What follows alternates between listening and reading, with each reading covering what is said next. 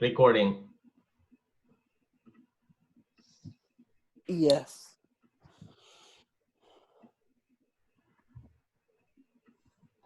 Great. So I think, Riyasat, you can start whenever you're ready.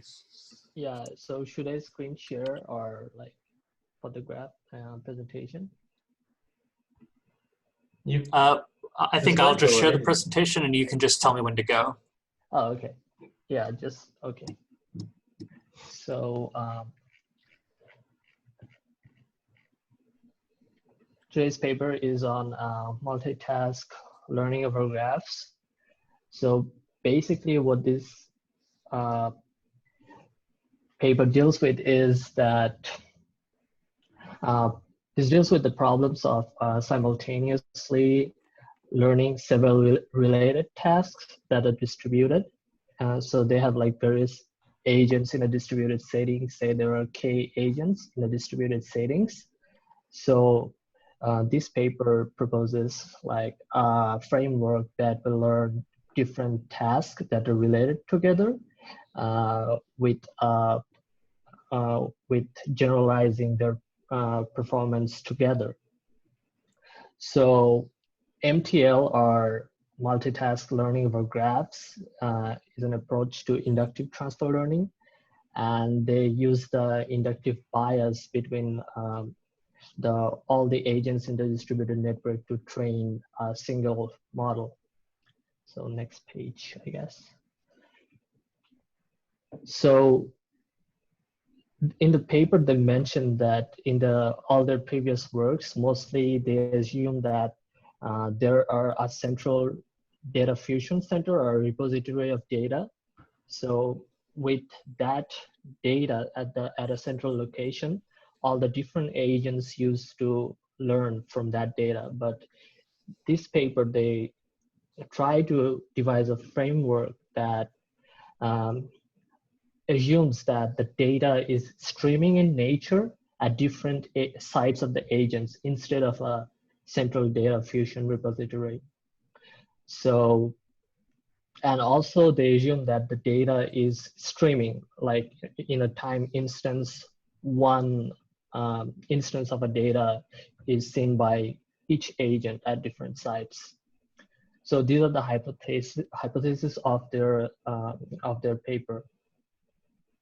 So they also try to like devise a framework about how and when cooperation over multitask networks outperform like non-cooperative strategies. So next slide. So they frame the problem in the way that there are like K agents and they're connected to each other in some sort of network topology. They can be like geographically different places or in just different sites. And they're connected to each other by some sort of relatedness in terms of how the data is generated or relatedness in the data. So each neighborhood is like, each neighborhood of each agent is the other nodes in the graph. If you like represent everything in like a graph, so each neighbor is like their neighborhood nodes that are strongly connected to each other. And so this way they define a cost function. So each agent has a different objective function they try to minimize, and that way they each try to estimate different set of parameter vectors at each site, and each agent minimizes that. So they try eventually to devise a framework that takes the connectedness to each of those nodes and minimize that as a whole in later section of the paper. So they define three sorts of network connectivity. So for example, they define how the relations, the minimizers at different agents are related. So they say that it can be like a single task network, a clustered multitask network, or a general multitask network. So the single task network is just that all the minimizers are minimized at a same site. So technically, it just means that for the k different sites, they all estimate the same like parameter vector. So like same weights in k different sites. For the clustered multitask network, that is the next slide, is simply that you partition the network in different clusters based on the similarity of the like data they see. So depending on like how similar each side to each other, you can cluster them. And basically you just, for each cluster, you can just simply say that they will estimate the same parameters.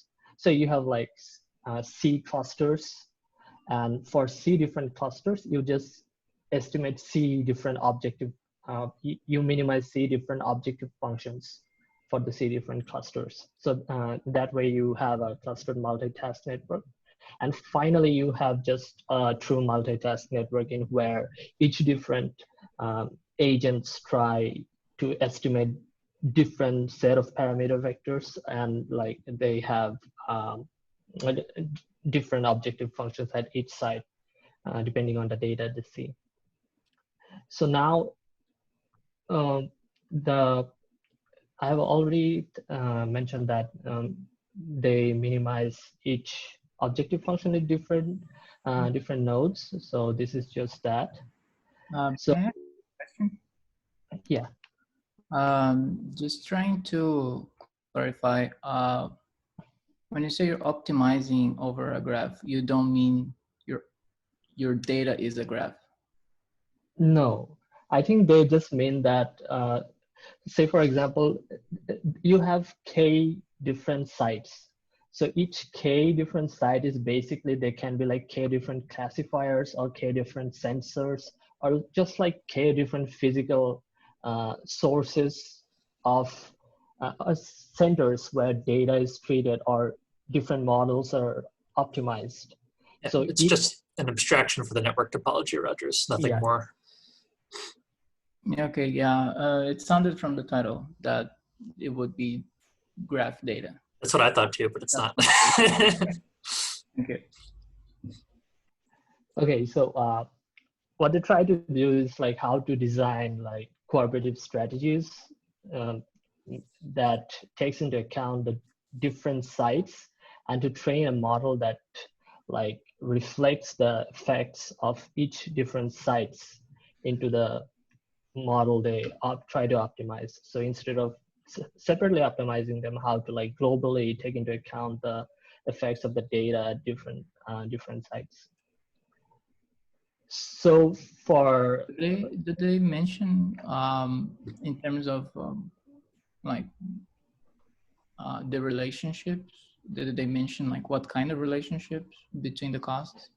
yeah, they have like some examples. So they're like trying to give a broad overview, like a generalized version, and then they move into like specific examples of like certain like cases where their generalization can be narrowed down into more specifics. So like for like a generalized overview of how non-cooperative strategy can be for streaming data, they say that for like each instances of a streaming data xi from a random data xk that each a single agent might see. So they just have the cost function would be just the expected value of the loss for that agent. So that's how they define the cost function for each agent. And in the next slide, they define the objective function is just basically minimized by stochastic gradient descent. So they just basically do a simple regular stochastic gradient descent, and using it's a familiar formula, I guess.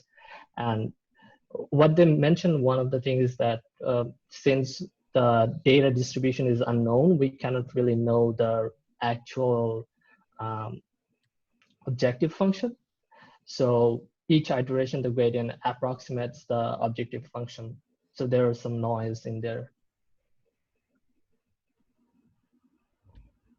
So just one more thing.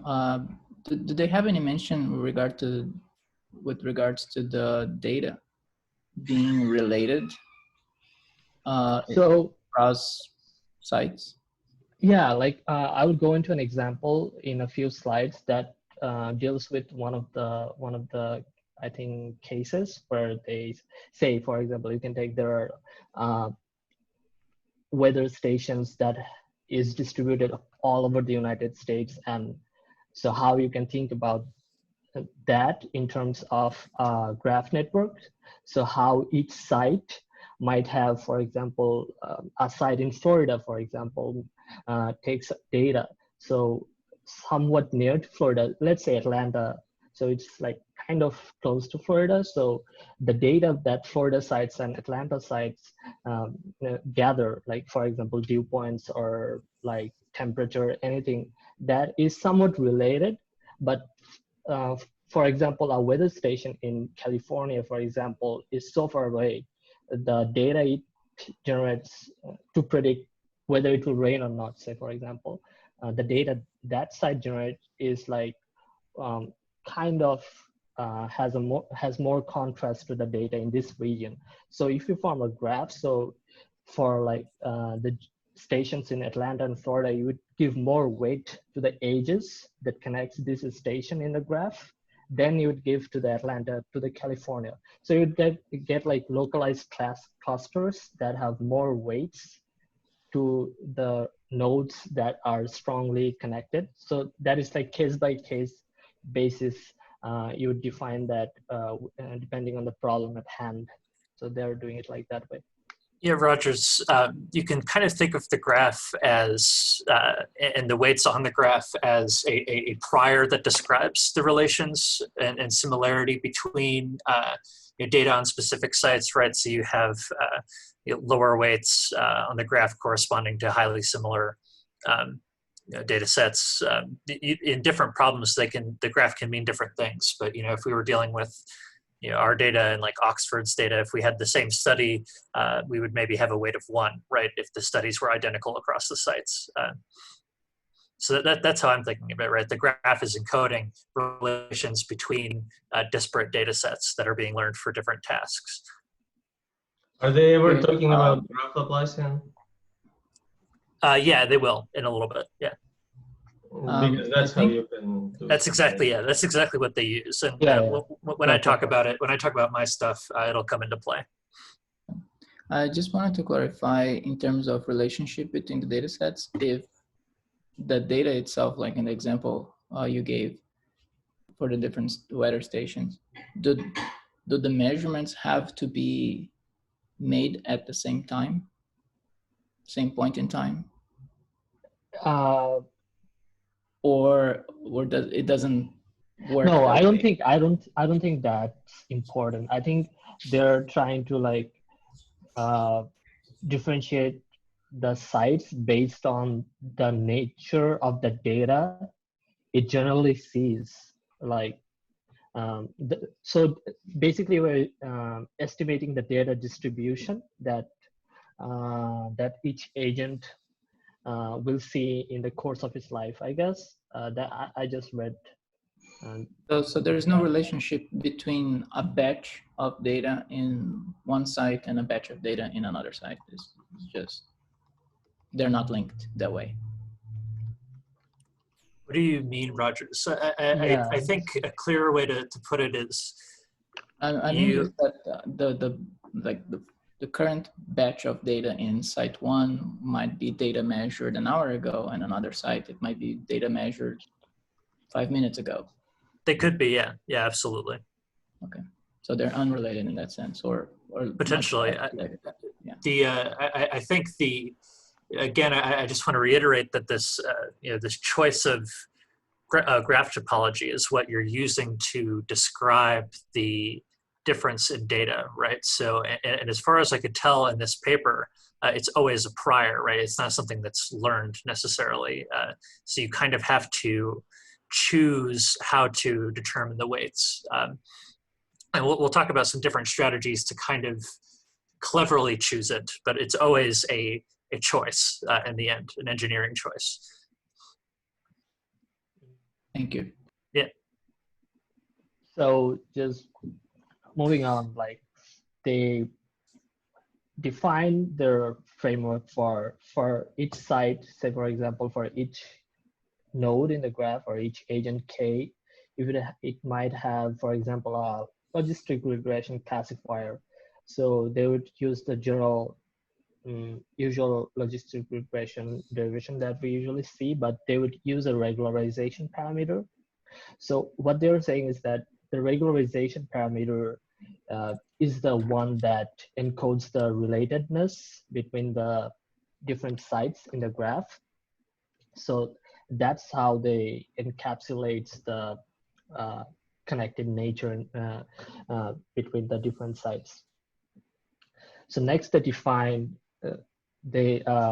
how we might have multitask learning framework that takes into account the different sites now. So they use the formulation of the cost function that we have already seen, and so we might at the center or like globally try to optimize all the parameters, and we might define that as W that takes all the parameters from all the sites, and we minimize that with a regularization function. So the sum of all cost functions with a single regularization function. So it's a convex regularization function, and this is the one that will take into account how the different parts of the graphs are connected. So next slide, this is the one like I mentioned, how different sides of the graphs might be connected in terms of the weather stations. So in this case, as Brad mentioned, and that we use the regularizer for this particular case as a graph Laplacian. So that would make the connectedness between the sides like smoother in terms of how they're connected with weights. And so the closer sides are connected with more weights, and the sides that are farther away from each other are connected with smaller weights. And that way we can define the regularizer as just the Laplacian.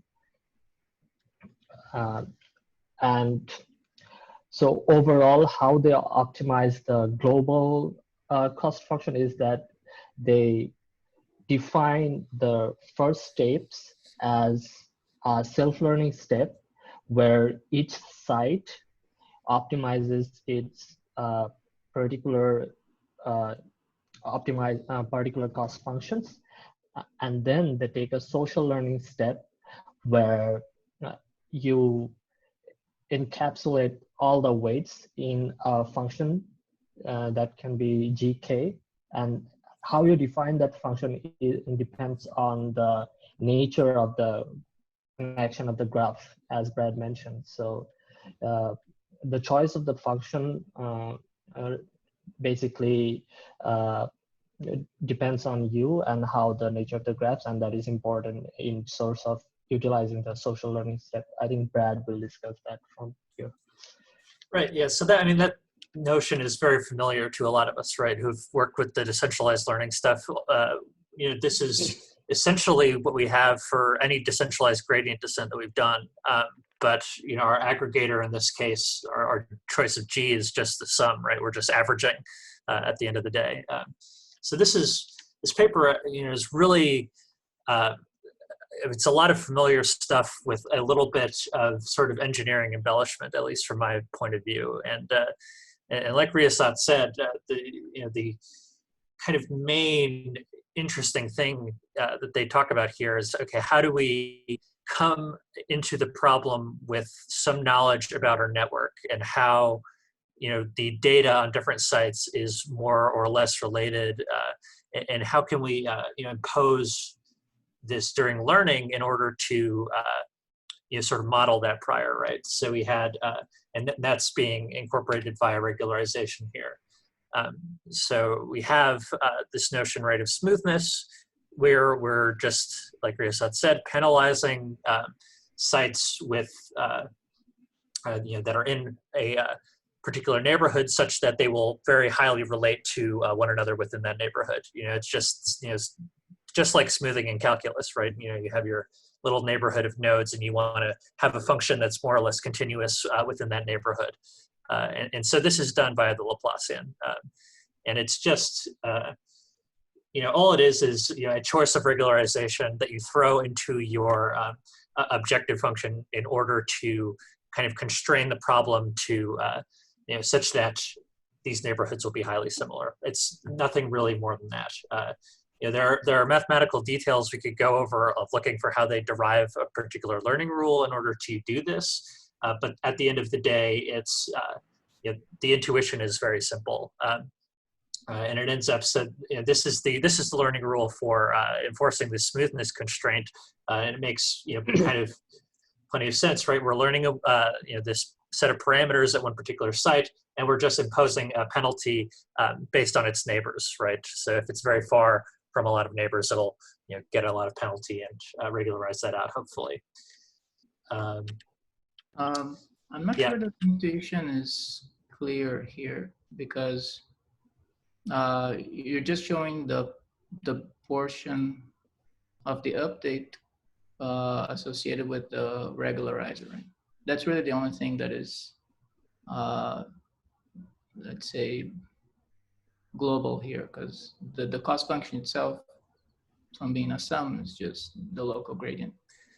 Right. So this is just the local step, right? The difference in there is going to somehow, the difference, the phi here, or psi, yeah, that's the set of weights, right, from the site and its neighbors. Right. I think that's just the weight from a single site. Yeah. So how can you subtract the two if the network is completely different in each site? So the what do you mean, Rogers? So Rogers is kind of looking at a different problem, I think, and it's that, like, if I had one neural network with a different set of parameters at one site and another neural network with a different set of parameters at another site, how do I find the difference between those two sets of parameters? Well, but this is an unpublished future paper from Brad. Yeah, exactly. So that's, I don't think that they're dealing with that kind of case here. Certainly the tasks are different, but the models themselves have to be, at least similar enough to do these kinds of distance computations. Well, I also have a comment about the graph. You have graph Laplacian once you have a graph, but graph is topology of your space, and the weather example is kind of a super trivial topology because there's like actual distance and it's kind of easy to construct. Right. In anything interesting, finding that graph is the problem, because right. And I think that's the big question for this paper. At the end of the day is, they have all these different cool strategies to deal with the topology and incorporate it into your learning. But yeah, how do you pick that topology? And that's still an engineering question, as far as I could tell for this paper. There's not like a, how do I learn the graph between my disparate multitask models? That's a different paper, I think. Do they also talk about any theory of kind of what kind of similarity metric reflects what is jointly good to be learned, like which tasks are related? Like it shouldn't be just a correlation of data, or which you can't do in our private setting. But do they even talk about like this? How do I know that these two data sets will benefit the task when put together versus these data sets will cancel and negatively contribute? Is there any I don't theory? think they really get into it. Everything that is brought up here, whether it's enforcing these clusters, doing the spectral regularization, any of that stuff depends on a presupposed topology. So and it's unfortunate because the ideas are really cool, but they really need that crucial step. Mm-hmm. Yeah, I thought there would be like what's interesting is to a priori decide, okay, these data sets are incompatible, so we shouldn't learn them, and like that'd be interesting. Yeah, that'd be something I'd be interested in looking at in the literature. But I'll just glaze through the rest of these because at the end of the day, they're more or less the same idea, right? That we just have our graph and we use different measures of the graph for imposing regularization. Anyone who's done their graph theory might remember the graph spectrum. This is just a sort of more generalized way of dealing with the smoothness regularization, but you're looking at the eigenvalues of the graph and using those for regularization. Eigenvectors. Can I clarify one more point that Sure. on a single site, you're updating the weight. Thank you. Yeah, you're updating the weight with some kind of average of the weights from the neighbors, the close neighbors. Right. Is that the idea? Yep. So it assumes that the network is identical in some level. Like, I don't know, the first two layers are identical, and then you can apply that regularization on those two layers. But say because at the last layer, because it's a different task on each site, it might you might not be able to do that on that layer. I think that's totally fair. Yeah, in fact. And that actually gets to the subspace constraints sort of part of this paper, where they're talking about doing exactly that, where they have clusters of sites that almost entirely share parameters or have some high similarity between their parameters, such that the subspaces that they're trying to learn are or trying to explore are the same. And that's essentially what you described, Rogers, where they have like some block that they're trying to learn together. But yeah, that's all it is. There's lots of mathematical detail to get lost in, but the ideas are very straightforward. I mean, what would be the other case if not that? Only that. So the case is completely different. How would you apply this? So again, I'm thinking that in terms of the sort of architecture of the models that they're dealing with, there has to be some level of similarity, right? Because you have to somehow I think be able to. mentions that in the beginning of the paper, like they have the tasks have to be related, and they have to be similar to each other. For like that's the assumption of their like work. Right, but I can, for example, do three-dimensional segmentation of a brain using a 3D RNN or a 2D, 3D CNN or a 2D CNN. I mean, I can implement a network, two separate networks to do the same task. So in this case, it would have two sites with exactly the same task on the same data, but the networks are different. Would this approach work here? No.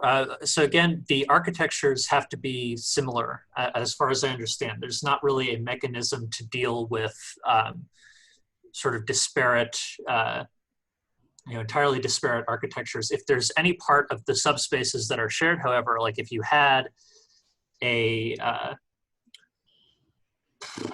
don't know, just like a set of parameters and they were, I guess so maybe this actually does answer your question, Roger. So if you had some set of parameters that were explicitly shared and some set of parameters that were not, if you only shared information about those common parameters, then that would stand in line with the subspace constraint idea, right? That you're only sort of looking at this one aspect of the model that's being learned and using the shared information there. So if you had your 3D CNN and your 2D CNN, and they had some feed forward bit that had the same shape across sites, then you could just share the parameters there. And of course, that you'd not really clear what you'd get from that, but that's the example. Sure. So Rogers, can you elaborate on your question? Why are you asking it, or do you have a use case in mind, or what motivates you with that question? I mean, I'm just trying to understand the model, because from the definition of the cost function without the regularization, I understood that it's just a sum or an average of the individual site costs. And to me, it's like you just optimize each site individually and you get the global solution because you're optimizing the sum. There's no benefit in putting that sum in there, because the updates on each site are on a block of the weight matrix that is dependent on the cost for that site alone. There's nothing to share, basically. There's no gradients to be shared. The only way that you share a gradient here is through the regularizer. And that's what I was trying to understand, how that's, that topology of the graph is playing a role here. And I think I understand now that it's in the sense that the weights are the same, or at some point. And then you can weight the gradient from one site and bring it in to update the same weight, the same set of weights on another site. Right, exactly. And because weights are... Yeah, go ahead, Brett. Yeah, and these examples of like the smoothness, they're all that they are sort of different ways of aggregating, right? If you don't want to find a global solution, if your neighborhood is highly important, this is just an engineering choice to say, okay, I want to kind of stick around my neighborhood and really care about what my neighbors think and not care so much about some other distant site. That's all it is. Oh, I came up with an example that the case wouldn't handle, or just wouldn't be able to take advantage of. Imagine two cyclones in two different parts of the planet, and those neighborhoods are very similar, but you're only taking into account your immediate graph neighbors because you built a graph on the surface of the planet, not by the actual semantics. But otherwise, this cyclone and this cyclone, they're like those hurricanes, whatever. They're similar, so you would take advantage of multitask learning of those two things. Like here, my hands, I'm just hand waving. But you're locally limited. You kind of like doing stochastic neighbor embedding rather than T distributed. There are no long distance relationships at all. But your semantic graph is actually collapsed because the same weather cases, conditions are here and here, far away. Well, but that means they're neighbors, but not on the topological geographical map. Yeah, absolutely. And I think that's a very difficult question, right? How do you build that graph in a way that sort of suits what you're actually trying to do? And I wish this paper did more along that lines, but unfortunately it's not. I mean, you just need to have several graph models, and then you have a regularizer for each one of those. Yeah, that's true. I mean, that sort of pulls you down the path of potential, hyperparameter search problems, right? If you're having to test various graph models multiple times, it's a time sink, right? It would be. I mean that you do all of them at the same time. Each one of them incorporates a different type of prior into the model. See.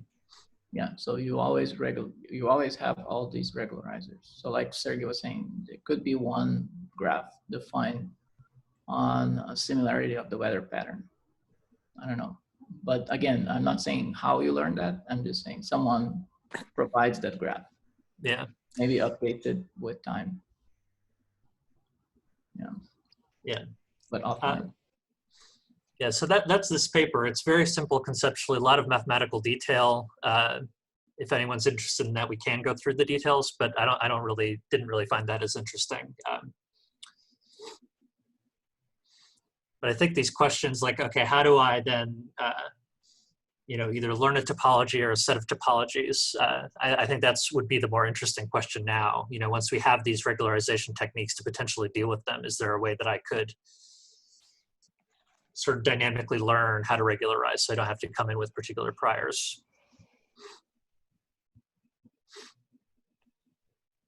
A hard question though.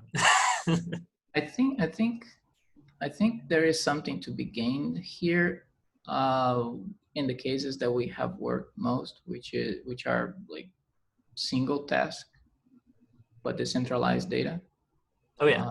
Because in that case the task is exactly the same.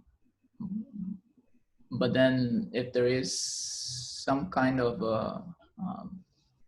prior that we can embed on neighborhoods, like on different sites for this kind of regularization, it might make things more efficient, because then you would, I suppose that's the idea, right? Wherever the neighborhood weights, or what's the word, regularizer? I don't know. If the connection between two neighbors is low, the edge is too low, you just threshold it off and assume it's disconnected. You don't need to wait for an update from that site.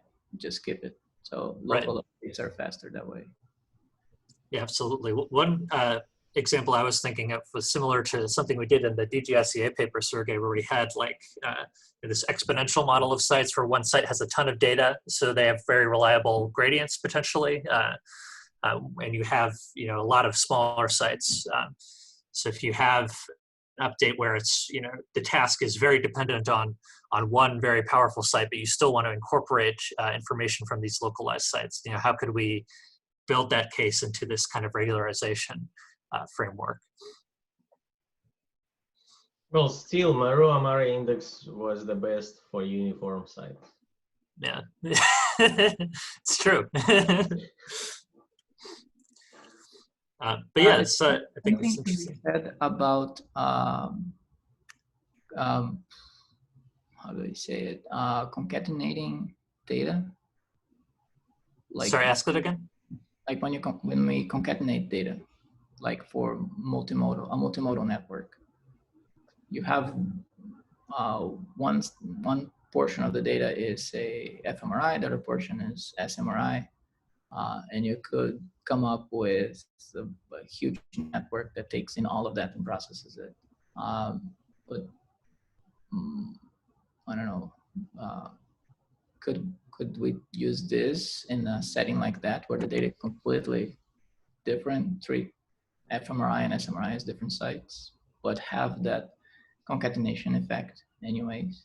Well, interestingly, both, why Riyasat and Brad are doing this, they're working on this kind of problem that relates to what you just described, but from different angles. So Riyasat, you're still, like your model still falls flat on its face, right? When the sites, the classes are totally different. Yeah. But Brad found a way to, so like if you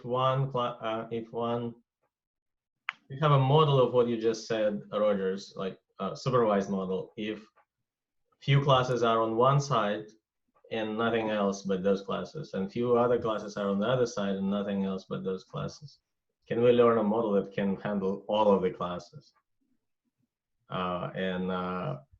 But from the same type of data, or when you say classes, do you mean a different task entirely? So the sort of simulated example, the toy example that we're playing with, is different classes, but our eventual goal is to have exactly what you described, Rogers, with, we have fMRI or ICA time courses on one site and an RNN that's dealing with those. And then on another site, we maybe only have structural MRI with a 3D CNN. And we have, a similar task currently is I think what we're working on. We're, I think, interested in the long term also at looking at different tasks, and still trying to leverage the information from multiple sites to do that. So So another follow-up question I didn't get from the presentation, or at least I didn't understand. When in CoinStack, in all of those decentralized models so far, we're learning one model for everyone. We're just learning an enhanced model that has seen all of the data. Right. Are they doing it here too, or are they learning independent models that can take advantage of some of the data from other sites, or what is happening here? Is it one model that can generalize better because it's so more data, or what is that? So they kind of talk about all different kinds of ways of slicing the pie, so to speak. They do discuss doing that, like what we do in CoinStack, where we're just aggregating together and learning a single task. And that's what Riyasat described with the, I think he described in a slide somewhere with the single task networks, right? Yeah. And so that's the sort of CoinStack case. And then we have the other end of the spectrum, which is this multitask case, where we're sharing some information through the network, and we hope that it allows these individual tasks to be performed better. That's our general multitask learning idea. But we're still at the end of the day, just getting individual models for individual tasks. I thought it's just one model for all the nodes in the network, but yeah, I could be wrong. I think they talk about both ends. I think you can end up with multiple models. Well, multiple models, Alex, it looks like your case, right? So Alex is doing something multi-model, individual model, sort of learning, pre-training. And he just, like we just saw yesterday, that correlations between representations that those models find, those individual models on the screen, when you pre-train them in a multi-model fashion, they tend to produce something that is similar, even though the data is totally different modalities and stuff. So yeah, there is a point here, Sergey, that's what I was trying to say at the very beginning with my first question. You have data on the same subject to compute those correlations, even in a high level abstract feature level. It's still the data from the same subject. This is not the case here. Yeah, they don't talk about any, so different modalities would be not covered in this paper because you'd need highly different parameter spaces. If there was some way for you to share them between the parameter spaces, it would work under this paper. But yeah, there's still work to be done, I think, in the multimodal case. Because, and I just think, like, what would be the meaning of a correlation of a high-level feature derived from SMRI on subject 1, and another high-level feature derived from fMRI on a different subject? that would be, the meaning would be real divergence of those two distributions, of distribution derived from random samples from SMRI, and distribution derived from other random samples, not the same, but fMRI. So you have two distributions. Are they closer? So they're supposed to be closer if your representations are truly multidimensional and capture some of both, rather than independent, right? So you don't have to have sample by sample correspondence in order to measure similarity of representation. See what I'm saying? Are you talking about like a similarity on an average level? Similarity of the averages? It's like that? What we want to see is similarity of representations, right? Are you getting more similar representations in multimodal representation? I'm still referring to the figure on in the shared slide. So if you drop the graph completely and learn the dependent encoders, this is multimodal case, not their multitask case. As I understood, in their case, data is the same, but in one case you want to do ICA, in another case you want to just go logistic regression or something like that. And so for ICA, you need to normalize for logistic regression, you need to get better classification. So kind of different, but what I'm talking about is you have SMRI in the purple area, and you have fMRI in the green area, and you have genetics in the some area gray, right? So you embed them into the same space, k-dimensional space. If you learn those embeddings separately, they will only learn to encode the parts that, imagine autoencoder. They will only learn to encode the parts that are important for this modality. But if you learn them together, they would also try to see, okay, can I encode something from SMRI that would help me to predict fMRI? So there will be some shared information, regardless of sample by sample mapping or accuracy. So you will learn like a distribution of multimodal embeddings. They're still unique. Like you're still embedding only SMRI. You're still embedding only fMRI. But now your encoder evaluates the importance differently, what to encode in that in representation. Like the embedding should be cross model. And this graph then would be helpful because, say, well, finding out what that graph is a nightmare, because then I would know, like, well, never try to encode anything about blah if you're encoding this thing, because there's no information between them. It's just too far on the graph. But T1, T2 say, oh, okay, well, you can actually share a lot of information there. And yeah, stuff like that. I think there is a lot of... I'm convinced that you don't need to have the same subject on each one of those data sets when you're trying to learn the shared information, the shared embedding. Because if I put on the same batch, imagine just online learning because it's easier. If I take one subject that is a patient with, I don't know, a stroke, right? Take his SMRI and take the fMRI of a control patient and try for that sample to combine the gradients somehow. That doesn't make sense. It's completely different types of information underlying. There's no connection between the two. You can't evaluate the similarity. You can't want to get a better similarity between the high-level features on those two subjects. This is not completely true. If you don't have subject in different modality, like you have it in fMRI, but if you have in T1, then you can say that you're having missing modality.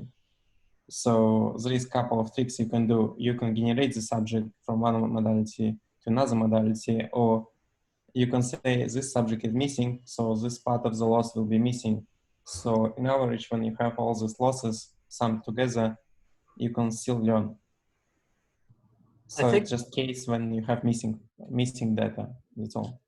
I think Roger's point is still interesting though, because you'd still have to know across the network, okay, which subject am I on, right? If I have two disparate sites with different modalities, how can I learn tasks that aren't an autoencoder? If they're labeled tasks, is the shared information still relevant? Wait, I don't understand.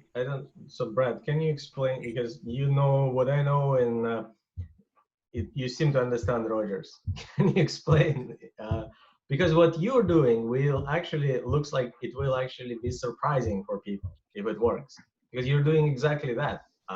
There is no need. The encoders are totally different, potentially. Like that's what we're trying. So I think the more interesting your paper is promising to be. But we're currently, at least right now, we're still working on a single task, right? So we have, so we would still be predicting schizophrenia, and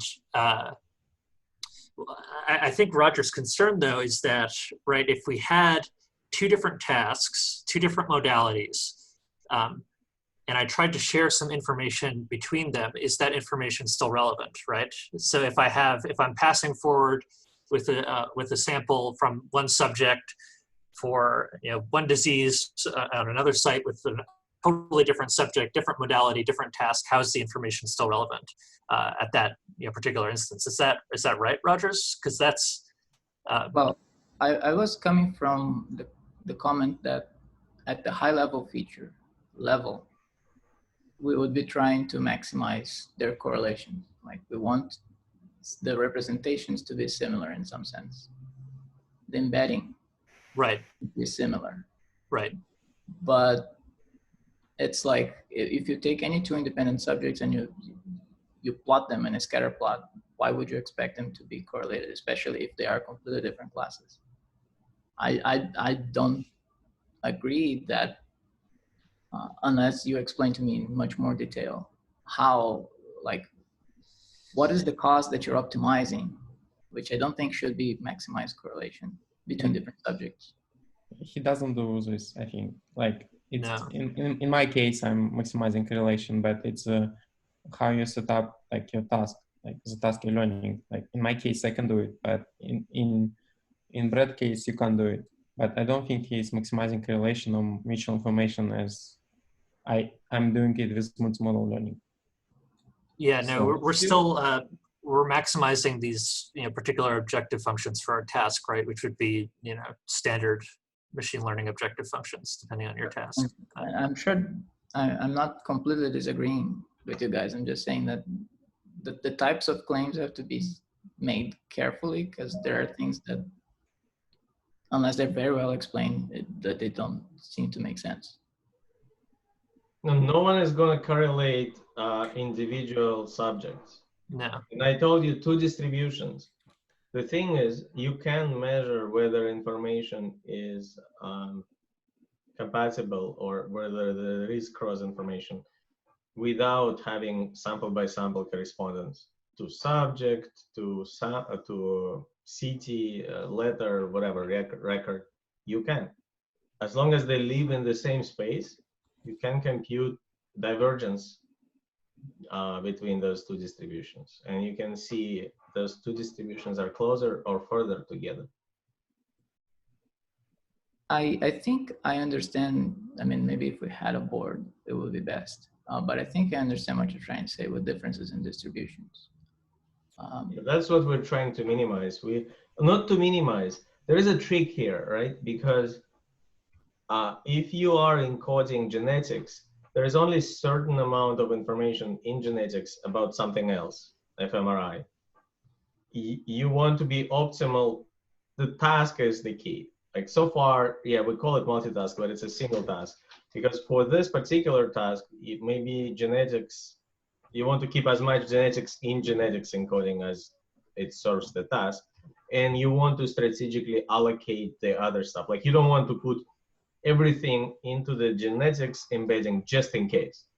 It's like, well, this part I never need, but when I have T1, I can like predict more about the task. So why don't I encode also stuff that is useful for T1 and stuff like that? Yeah, the point I was trying to make is if your subjects are completely independent, unrelated to each other, I just don't see how you can estimate, even if you project into the same space. How can you estimate similarity between them? You can measure. I'm not estimating similarity between 2 points. It's not about point by point similarity. That's what I'm saying.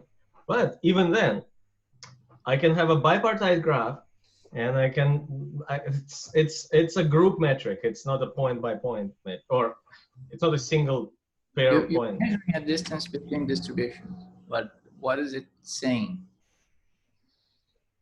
How similar they are. How close are they? Okay, but they're still independent. Independent, statistically independent, or what? Yeah, statistically independent. I don't know if statistical independence has a meaning here in the information content sense. Pretty sure it does. I don't know. I haven't thought about it like for this content. If your data is not connected, you will not learn a connection. No matter what you do, it will be spurious if you learn. Now, you can project two different data sets on the same space and measure differences in their distributions, but it's not saying anything about the dependence or independence between the two types of data sets. Yeah. But to encode dependence, I don't have to have one subject. The dependence doesn't have to be through the subject that produces the data. Those subjects are dependent because they belong to the same species. They dependent because they were diagnosed with the same diagnosis. They're dependent because they are subjects. I mean, they participated in a study. There are other common causes that make them dependent and useful in the sense of the graph on the screen. So it doesn't have to be this is the same subject, that's why they're dependent. That's what I'm trying to say. It's like there are many more like higher level dependencies. At least it's the same disease, but only I measured genetics on one side and I measured blood samples, I don't know, hemoglobin content or something like other stuff on the other side. So still there is a lot of structure that is shared that I can learn from. Right, but your network is not gonna figure out, like it might learn that. Don't you underestimate my network? Well, what I'm trying to say is you can have a certain feature seem to be correlated with another feature in another modality. But your actual data, like your sample of the entire population, might not have a single example of that particular combination because you didn't care to control that the data is linked that way by the same subject.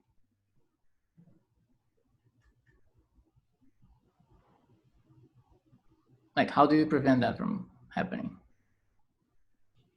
I don't understand the problem. I didn't follow that either. Okay. Should I try to explain again? Given the time. Well, the time is up, but it's Okay. It's interesting and related to what we're discussing, so that would be nice. Yeah, maybe we should sit down again and talk about this stuff because it's definitely relevant to the stuff that I'm working on. Side like this. So I have a question. So Roger.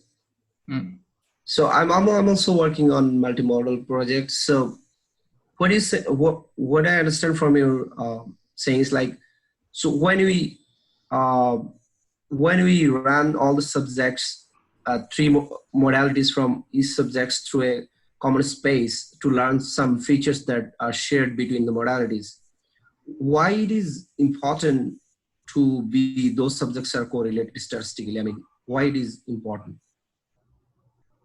Well, what I'm saying is that it's important that it's the same subjects. They don't the same subject.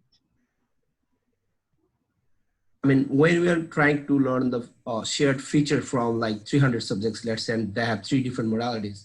Yeah. So we feed them one by one through the model, and at the end, after finishing learning, we get the shared features from those, right? That's 100 features. So you're saying these subjects are independent. So that's why they probably will not learn something, some connections or. If you have data on 300 subjects, on the same 300 subjects for different modalities, that's fine.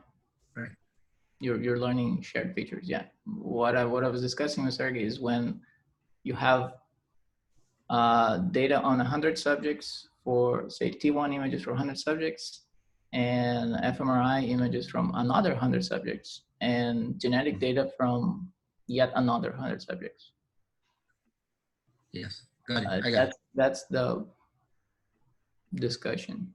So maybe is this the way to think about it? So you're trying to learn, right, your conditional probability at the end of the day, right? You're trying to predict some particular task given in your distribution of data. And the independence assumption, if they truly were unrelated, I could just predict, I would get no information by trying to predict with the joint distribution of those two random variables. But the hope is that when we learn a multimodal model, that the joint distribution is not separable, right? That there is some, even if we're looking at different subjects, there is some information between the joint distribution of those two random variables that is. I'm drawing your words, Brad. So Rogers, does this diagram helps you? The top is your restricted view of the world, and the bottom is our extended sort of loose view of the world. There's still common cause, but it's not the subject anymore. Does it make sense? Or I mean, I like the critique is good, and we should like continue talking about. I mean, it's good in all respects. If we can address it, but it still kind of annoys you, that will be a good paper. I think my point is that you're not modeling it with that underlying cause like a hidden Markov model would do. You're just modeling it as a deep abstract feature in your network. What's the difference? The model doesn't support that other more general model. Unless you can explain that to me. It does. Sure. We are assuming a common cause. That's why we're working with it in that. Otherwise, it's still the same model. If I don't see the connection with what you described, like a latent high-level feature being or describing. Those subjects don't have to be the same. On the bottom. There is I unlinked the subjects.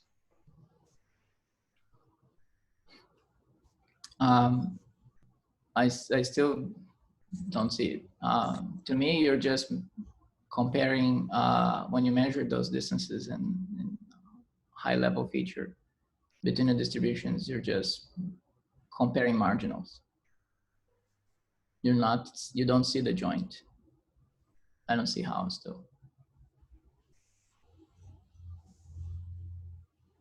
Okay, we need to think about that. Yeah, definitely worth thinking about. But yeah, thanks for listening, guys. And by the way, this is cool. All of this is cool. I'm not throwing. No, yeah. It's good that you started well. The guys personally insulted Rogers.